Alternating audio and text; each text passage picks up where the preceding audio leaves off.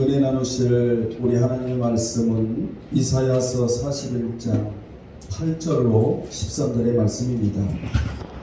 우리 한음성으로 합독합니다. 8절부터 읽겠습니다. 시작. 그러나 나의 종도 이스라엘아, 내가 택한 야곱아, 나의 복 아브라함의 자손아, 내가 땅 끝에서부터 너를 붙들며 땅 모퉁이에서부터 너를 부르고 내게 이르기를 너는 나의 종이라, 내가 너를 택하고 싫어하여 버리지 아니하였다 하였노라.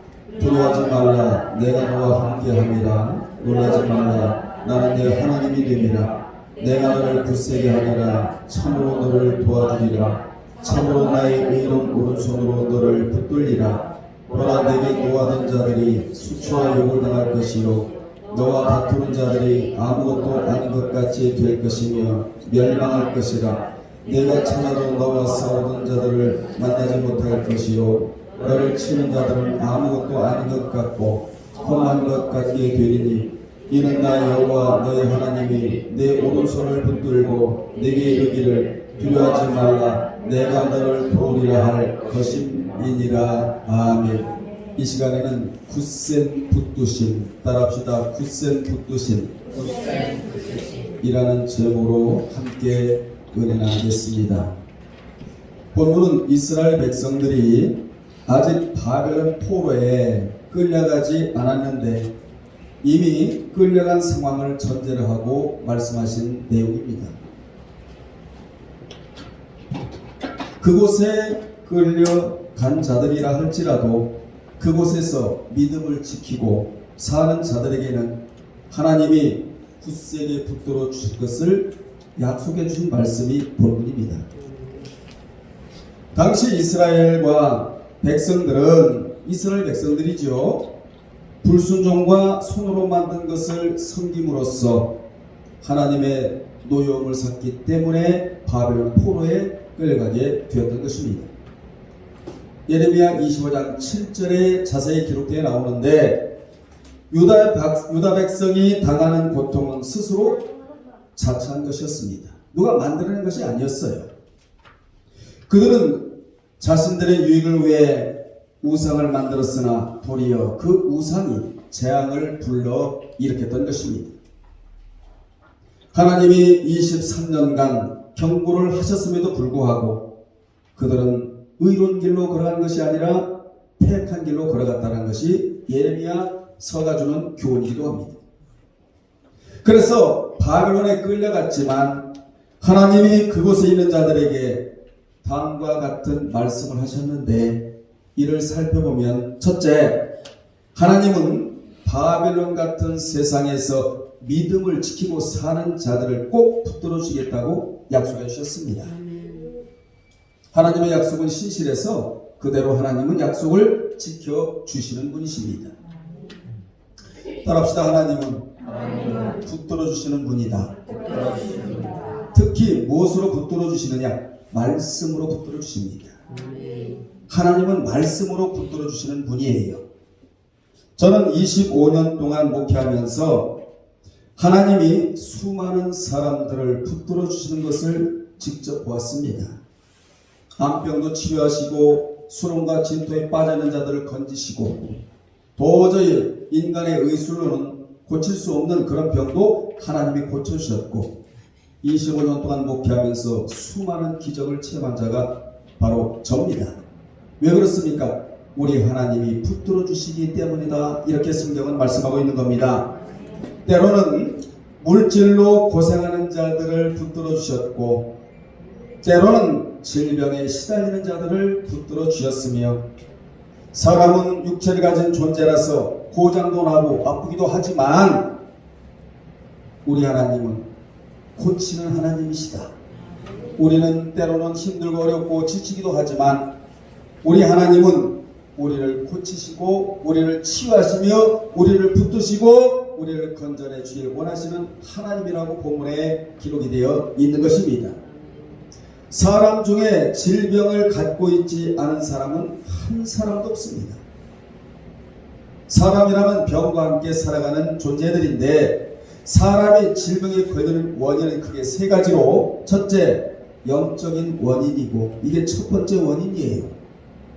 그리고 두 번째로는 정신적인 원인이며 그리고 세 번째로는 육체적인 원인인데 영적인 병은 하나님과의 관계를 회복하고 회개하면 되고 정신적인 병은 걱정이나 근심이나 스트레스로 인하여 무거운 짐에서 벗어나면 되고 육체적인 병은 다쳐서 병이 들고 때로는 고장이 나서 병이 들고 과도한 사용으로 병이 드는데 이를 아셨던 주님은 마태복음 9장 12절에서 두 가지 교훈을 해 주시는데 하나는 건강한 자에게는 의사가 쓸데가 없고 병든 자에게만 쓸데가 있다고 주님은 교훈해 주셨습니다. 또 하나는 의원이 병든 자에게 필요한 것 같이 예수님은 죄인에게 필요한 분이시다. 이것을 교훈해 주십니다. 여기서 중요한 교훈은 병든 자는 온 우주 만물에서 최고의 명의인 예수를 만나면 끝난다는 것이에요. 예수를 만난다면 치료를 받는다는 것입니다.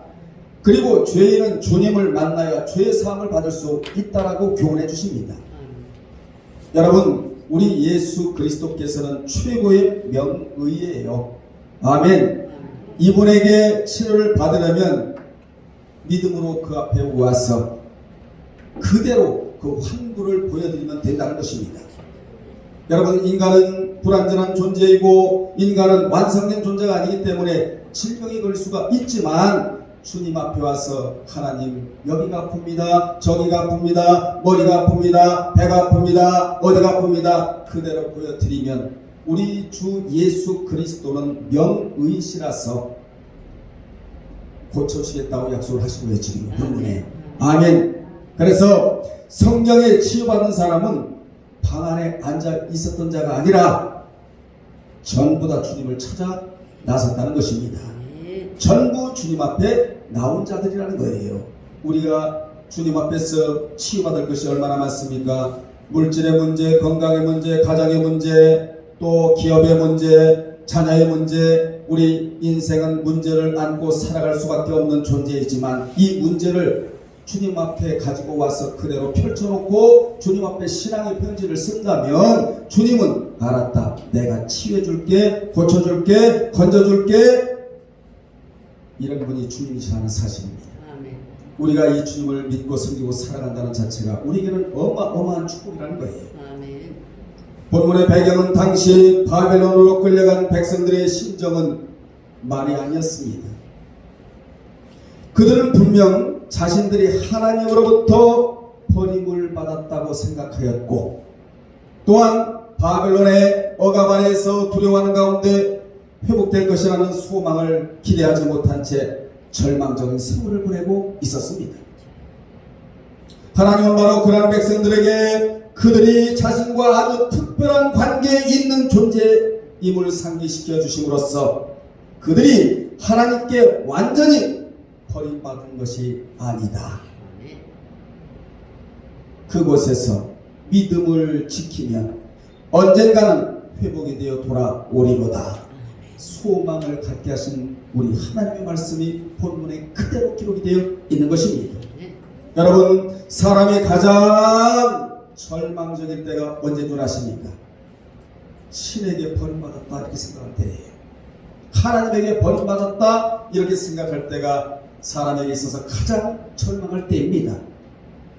진짜 이런 사람은 절망의 사람임에 틀림이 없습니다. 그런데 하나님께 버림받지 않았다고 생각하는 자는 소망이 있게 되는 것입니다. 아멘. 여러분은 하나님께 버림받은 존재가 아닙니다. 하나님께 버림받은 존재가 아니라서 오늘 거룩한 날, 성일날, 주일날, 안식일날 하나님의 임재가 있는 날, 하나님의 역사가 강물같이 넘치는 이 날에 와서 하나님 앞에 예배를 드리고 있는 것입니다. 왜 그렇습니까? 나는 하나님께로부터 버림받지 않았기 때문에 그렇습니다. 왜 우리가 절망을 하고 살아야 됩니까? 여러분, 절망은 사탄이 주는 것이다. 하나님은 절대로 우리에게 절망을 안겨주시지를 않아요. 절망은 사탄이 마음속에 깊이 뿌리를 내리고 있다는 증거인 것입니다. 여러분, 그놈들에게 우리는 내줄 것이 하나도 없습니다. 특히 마음을 내줘서는 안 되는 것입니다. 하나님에게만 마음을 내드려야 된다는 것이지요. 우리가 사는 세상은 구약으로 보면 바벨론입니다. 그런데 거기에서도 절망하지 않고 하나님의 회복을 기다리며 믿음을 지키고 사는 자들이 있었다는 것입니다. 이들이 바로 하나님의 관심의 대상입니다. 그들은 하나님과 특별한 관계성이 있기에 하나님은 결단코 그들을 외면하지 않으셨습니다. 여러분은 하나님과 어떤 관계를 맺고 사십니까? 세상에서 제일 중요한 관계가 하나님과의 관계입니다. 하나님과의 관계가 최고로 중요한 관계예요. 이 관계가 흐트러지지 아니하고, 이 관계가 소홀하지 아니하고, 이 관계가 친밀하고, 하나님과의 관계가 끊어질래야 끊어질 수 없는 관계라면 하나님은 그런 자를 외면하지 않습니다. 능력의 손을 내밀어 주십니다. 그래서 붙들어 주겠다고 분명히 약속해 주셨습니다. 여러분, 하나님과의 관계가 끊어지지만 않는다면 회복의 인생을 살아갈 수 있다는 얘기지요. 바벨론 같은 세상에서 믿음을 지키고 사는 자들에게는 하나님과의 관계가 깨지는 법이 없고, 언약이 깨지는 법이 없으며, 믿음이 깨지는 법이 없기에 위기의 어려움 속에서도 능히 건져내 주시겠다. 얼마나 우리에게 위로가 되는지 모릅니다. 아멘. 여러분을 누가 건져내 주시겠습니까? 여러분을 누가 붙들어 주시겠습니까? 만왕의 왕이 되시고 만주의 주가 되시며 우주 만물을 말씀으로 창조하신 그 하나님이 아멘. 붙들어 주시겠다. 건져내 주시겠다.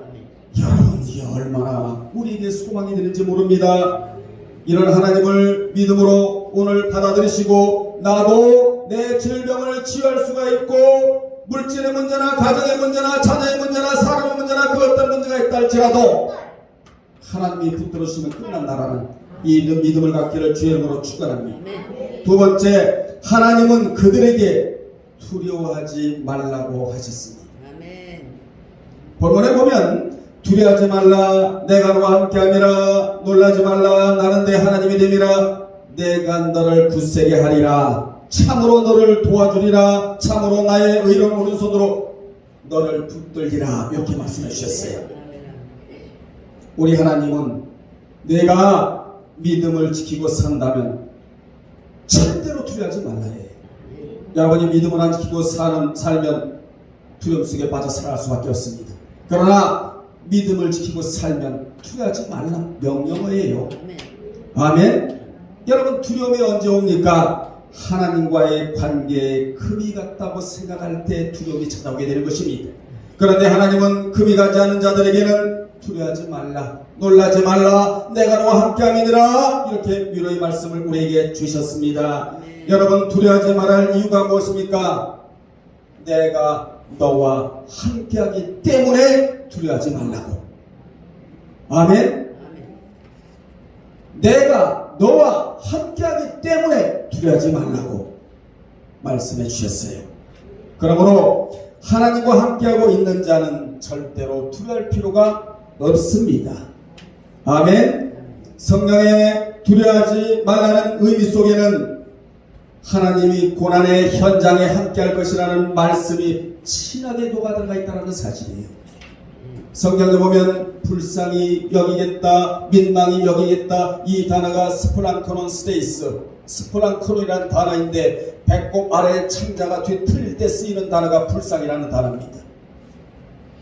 여러분이 인생을 살아가면서 여러분 혼자 살아가는 존재들이 아니라, 여러분이 비록 고난의 현장에 있다 할지라도 우리 예수님께서 곁에 계셔서, 가장 가까이 계셔서 여러분을 응원하고 격려하고 위로하고 박수를 쳐주는 자리가 불쌍히 이 자리라, 그 말이에요. 아멘. 이걸 알아야 내가 혼자 나가는 고난이 나 혼자 나가는 것이 아니고 주님이 오셔서 얘야 조금만 인내해라, 조금만 인내, 그럼 너의 신앙이 천국이 되는 거야. 내가 가야 할 때를 정확하게 아는 거야. 내가 너를 알아, 너를 보고 있어, 너를 살피고 있어, 너의 말을 듣고 있어. 조금만 인내하라고 하시면서 주님이 곁에서 박수를 쳐주시는 자리가 불쌍히 여기겠다, 민망히 여기겠다. 아멘. 여러분이 힘이 듭니까? 여러분이 어렵습니까? 주님이 곁에 계셔서 조금만 인내, 조금만 더 있네. 그러면 내가 바라고 원하는 데까지 넘을 수가 있어. 여기서부터 인생이 펼쳐지고, 아멘. 여기서부터 시온의 대로가 열어지며, 여기서부터 광야의 강이 흐르고 광야의 오아시스가 초성될 때가 바로 이때라는 사실입니다. 비록 하나님이 그들을 바벨론에 보냈지만 하나님이 그들만 보내신 것이 아니라 그들이 사는 현장에 내가 함께하겠다. 어마어마한 말씀이 여기 들어오고 있는 것입니다. 여러분의 삶의 현장에 여러분이 혼자 있는 것이 아닙니다. 여러분이 당하는 고난의 현장에 여러분 혼자 덩그러니 있는 것이 아닙니다. 여러분이 어디 있든지 간에 하나님은 따라오셔서 믿음이 있는가를 점검하시고 시험하시는 하나님이십니다. 그렇습니다. 하나님은 단지 바벨론 포로 생활 중에서만 따라가신 것이 아닙니다. 이스라엘 전 역사를 보면 그들의 고통의 현장에는 어김없이 하나님이 계셨다는 것입니다. 여러분, 그들이 신음할 때도, 그들이 목말라 할 때도, 그들이 숨을 헐떡일 때도 하나님은 언제나 자비하심과 자애로움과 긍휼심을 갖고 그들의 현장에 계셨다는 것이 이스라엘 전 역사에 이런 사실이 곳곳에 나오고 있는 것입니다. 이같이 믿음의 순례길을 가는 자들은 항상 하나님의 발걸음과 나의 발걸음에 보조가 맞춰지는 것이다. 아멘. 이를 누가 알았느냐? 욥이 알았습니다. 욥기 23장 10절에 보면 욥이 이런 고백을 합니다. 내가 가는 길을 그가 아시나니 나를 단련하신 후에는 내가 정금같이 나오리라, 숭같이 나오리라. 이렇게 고백하고 난 이후에 이어서 11절에 보면 내 발이 그의 걸음을 보통으로 따른 것이 아니라 바로 따랐으며 내가 그의 길을 지켜 나는 좌로나 우로나 치우치지 않았다고 고백을 합니다. 그는 무엇을 알았기에 이 같은 위대한 고백을 했는가? 마음의 연단이 끝나야 삶의 연단이 끝난다는 사실을 알았다는 사실입니다. 아멘. 여러분, 마음의 연단이 끝나는 게 무엇인지 아십니까? 마음을 추슬러 견고한 반석같이 요동치 않는 거예요. 아멘. 성경에서는 마음의 문제가 굉장히 중요합니다. 무릇 지킬 만한 것보다 더더욱 내 마음을 지키라. 생명의 근원 이에서 남이니라. 하나님이 우리에게 두 의사를 주셨는데 이 의사는 세상에도 없는 아주 특수한 의사를 주셨는데 첫 번째 의사는 내 안에 들어있는 마음이라는 의사입니다. 여러분, 마음이 누워버리면 육신은 그냥 눕게 되어 있습니다. 마음이 얼마나 중요한지 모릅니다. 나는 죄악된 세상에 살아가면서 하나님과는 마음이 연락이 되어야 되겠다. 하나님 마음과 나의 마음이 서로 만나기만 하면 하나님은 못해 주실 것이 하나도 없다라는 사실이에요. 이 마음의 문제가 굉장히 중요합니다. 그래서 잘될 사람은 무엇부터 잘 되느냐? 마음부터 잘 됩니다. 나는 할 수 있다. 주님으로 인하여 나는 할 수 있다. 나는 치유받을 수가 있다. 나는 정로의 길을 걸어갈 수가 있다. 바로 걸음을 걸어갈 수 있다. 하나님과 내 말과 보조를 함께하며 갈 수 있다라고. 이 마음의 문제가 굉장히 중요합니다. 아멘. 또 하나 의사는 두 단이라는 의사예요. 이 얼마나 좋은 의사입니까? 여러분 모두는 마음의 심지가 견고해지기를 바랍니다. 이같이 마음의 훈련이 끝나야 환경의 연단이 끝나는 것입니다. 마음의 연단이 끝난 자는 새롭게 되는 현상이 일어나게 되어 있는데 이걸 영어로 디프레시라고 말합니다. 이 현상은 마음의 훈련이 끝난 자에게 일어나는데 그래야 피로를 벗고 생기를 되찾아 상쾌한 나날을 보내게 된다는 사실입니다. 욥은 마음의 연단 즉 훈련을 끝내려고 무척이나 노력한 자였는데 욥은 바로 등허리에 악창이 나서 손이 닿지 않으니까 기와짝으로 긁는 상태였습니다. 여러분은 이런 상태는 아니지 않습니까? 아무리 얼어도 여러분 등에 악창이 나서 손이 닿지 않아서 기왓장으로 긁는 이런 상태는 아니지 않습니까? 아마 이 기왓장이 오늘날로 말하면 효자 손인 것 같아요. 그렇죠? 예. 여러분 생각해 보세요. 재산이 날아갑니다. 자식들이 다 날아갑니다. 명예가 날아갑니다. 소떼가 날아갑니다. 양떼가 날아갑니다. 자신의 모든 인생 여정을 알고 계신 하나님께서 자신에게 유익을 주고자 고난을 주셨다는 사실을 알았기에 다 날아가도 이게 웬일입니까? 이런 위대한 고백을 하는데 이 고백이 여러분의 고백이 되어야 될 줄로 믿습니다. 자신의 발이 하나님의 발을 바로 따랐고 하나님과 동행하기에 시련을 기울였으며 하나님의 뜻과 말씀을 주의 깊게 관찰하고 그분이 원하시는 행동을 하고 온전한 삶을 지켜나가기 위해 온갖 노력을 다 기울였다고 이 위대한 고백을 하고 있는 겁니다. 여러분 이 위대한 고백이 환경을 이겼다는 것이에요. 아멘.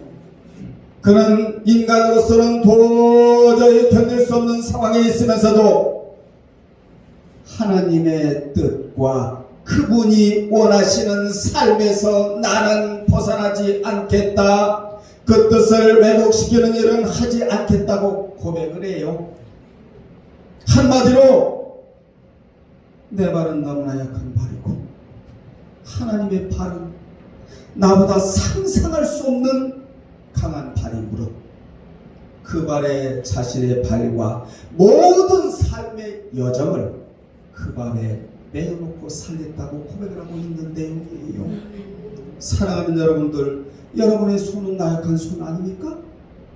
여러분의 지혜는 나약한 지혜 아닌가요? 여러분의 발은 나약한 발이 아니겠습니까? 그러나 우리에게는 강한 발이 있다. 그분의 발이 하나님의 발이다 그 말이에요. 그래서 나 혼자 걸어가는 것이 아니고 능력의 발이요 권능의 발이요 치유의 발이요 하나님의 강한 발에 내 약한 발을 메고 이 세상을 살아간다면 그분의 인도함 속에서 그 사람은 복받은 사람인 줄로 믿습니다.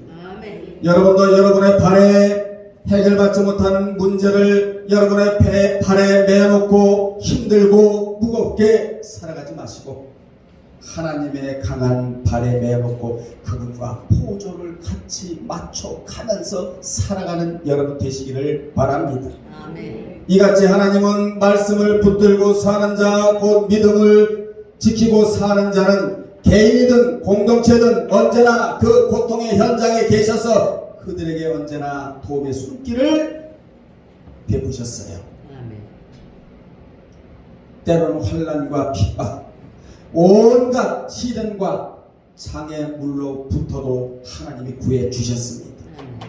하나님은 아브라함, 이삭, 야곱의 믿음의 순례길에 함께 주셨습니다. 애굽에서 고난받는 백성들을 구원하시어 그들이 출애굽하여 가나안으로 향하는 광야길 40여년의 기간에도 견고한 성들과 철병거 등 당시 식무기를 구비한 장대한 원주민들과 싸워 가나안 땅을 정복하는 과정에서도 하나님이 함께 주셨습니다. 아멘.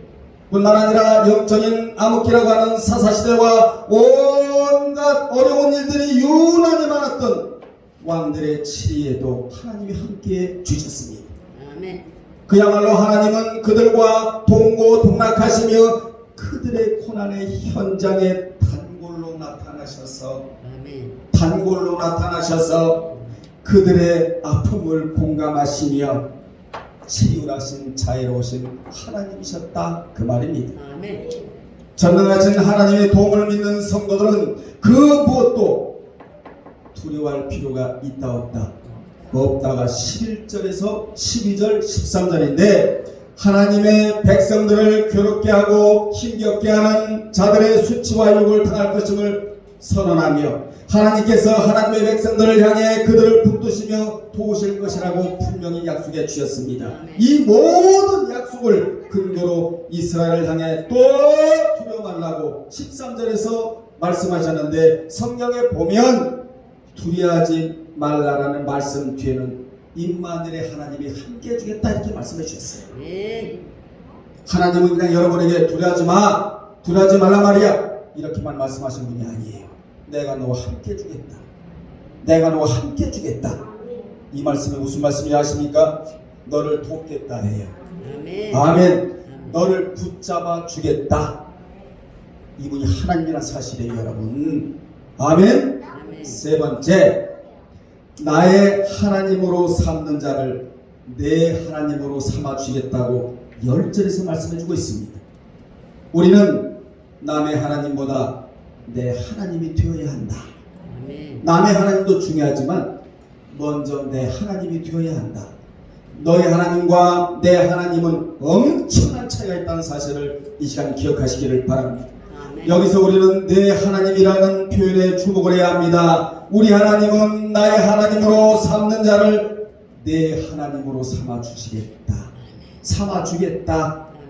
여기 하나님은 전능하신 엘로힘의 하나님, 무에서 유를 창조하신 하나님, 천지 만물을 창조하신 능력의 하나님, 이 하나님은 자연도 붙드시고 나도 붙드시고 교회도 붙드시고 가정도 붙드시고 자녀도 붙드시고 우주 만물을 붙드시며 믿음으로 살려고 몸부림친 자들을 붙들어 주시기에 하나님은 두려울 필요가 없다.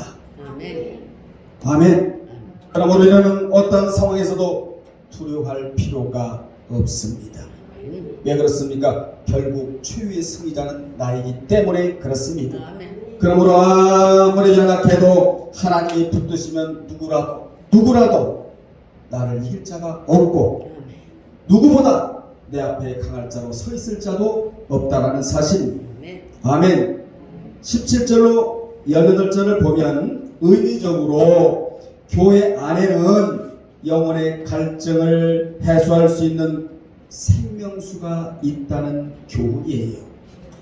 우리 예일교회가 영혼의 갈증을 해소시키는 생명수 진리 여호와의 입에서 나오는 생명의 말씀이 있다면 여러분의 영혼의 갈증의 문제는 해소가 된다는 사실입니다.